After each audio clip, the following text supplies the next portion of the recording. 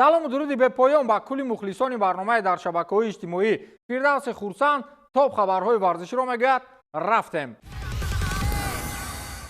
сермуҳокиматарин мавзӯъ дар ҳоли ҳозир рақобатҳои Лигаи Чемпионҳо нест.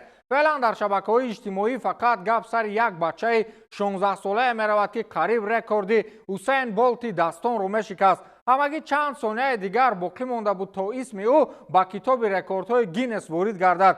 қариб буд дар як гӯшаи мамлакати Ямайка қалби нафаре аз рӯи суръати 220 ҳаракат кунад.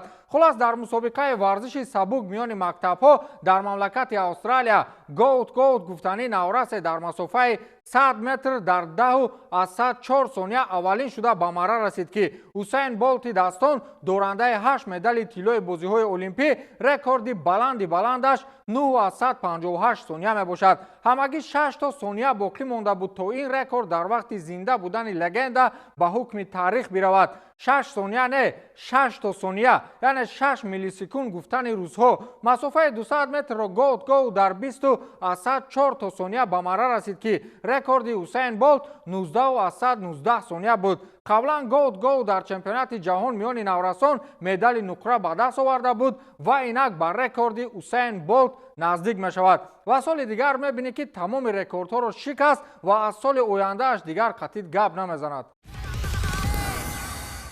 барои аз пешгӯии футбол маблағ кор кардан аз телеграм-канали дар комментария закрепитшуда истифода баред. дар ин телеграм-канал ман силка гузоштаам, ки шумо метавонед онро пахш намоед ва дар вақти регистратсия промокоди 1x Фирдавсро истифода баред. дар аввалин пардохт имкони 8000 сомонӣ пул кор карданро доред.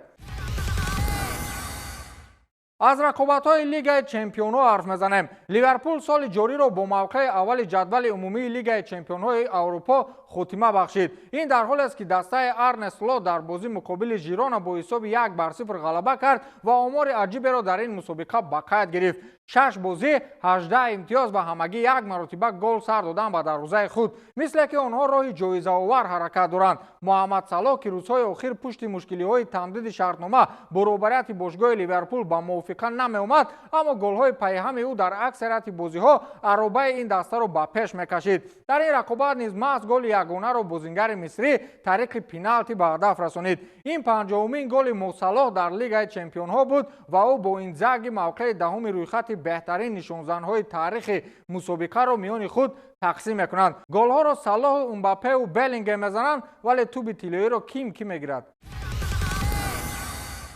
реал мадрид низ ба қавле дар Лигаи Чемпионҳо охир ба нуги сӯзан баромада буд. бозӣ бо дастаи Аталанта ягон хел ба истилоҳ реванш набуд. баъди суперҷоми Аврупо дастаҳо бори аввал вохӯрданд ва боз ҳам дастаи шоҳона ғалаба ба даст овард. аз ҳама муҳим он ки Мбаппе ҳанӯз дар аввали бозӣ гол зад. барои фаронсавӣ ин дар умум 50-умин голе буд, ки дар Лигаи Чемпионҳо ба самар расонида шуд. ӯ бо пираҳанҳои Монако, ПСЖ ва Реал дар умум чунин омори голӣ дорад ва бо ин қариб ба 10-гонаи аввали рӯйхати нишонзанҳои таърихи Лигаи Чемпионҳо наздик мешавад. муҳаммад Салоҳ низ ба задани 50 гол даст ёфтааст, аммо инҷо чандин паҳлӯҳои дигар ба назар гирифта мешавад. бозиҳои байниҳамӣ, шумораи пеналтиҳо ва дигар, ки ҳоло Мбаппе дар рӯйхат аз Салоҳ поён меистад. хабари бад барои мухлисони Мбаппе ин аст, ки фаронсавӣ баъдан дар ин бозӣ осеб бардошт ва аз майдон берун шуд. ҳоло дақиқ нест, ки то кадом муддат Мбаппе ба майдон намебарояд. далели аҷиби дигар аз ҳамин бозӣ, аввалин бор Винисиус, Мбаппе ва Беллингем дар як бозӣ ҳар се ба задани гол даст ёфтанд. хулас, шуморо намедонам, ман ба гапи Карло Анчелоти, ки гуфта буд дар финал гап мезанем, бовар дорам.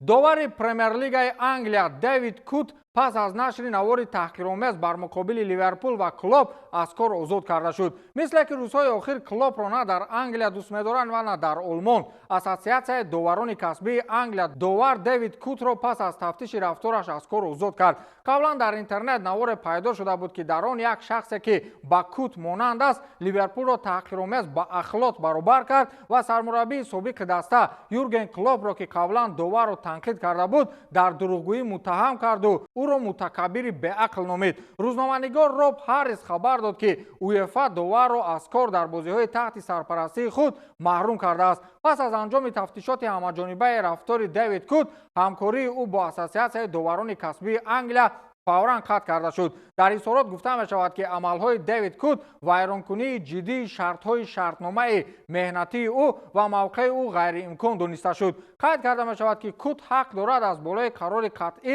муносибатҳои меҳнатӣ шикоят барад. қаблан расонаҳо гузориш дода буданд ки Кут низ дар нақзи қоидаҳои букмекерӣ гумонбар мешавад. яъне тафтишот муайян кард ки Кут дар пулхобонӣ дар идораҳои букмекерӣ мушоҳида карда шудааст. коруборҳои Манчестер Сити рӯз то рӯз бадтар мешавад.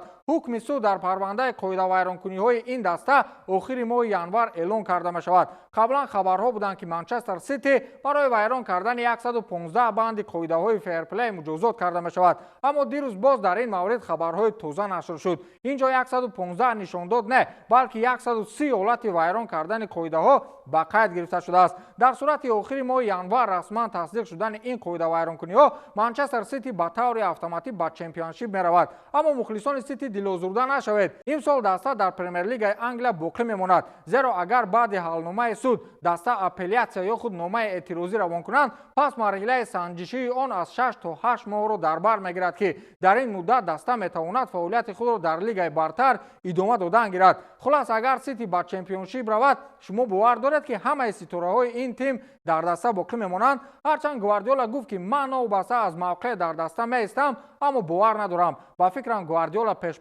шогирдонаш аз қафо мераванд ба ҷои равғании дигар. ба ҳамин тамом, то дидори навбатӣ, хайр.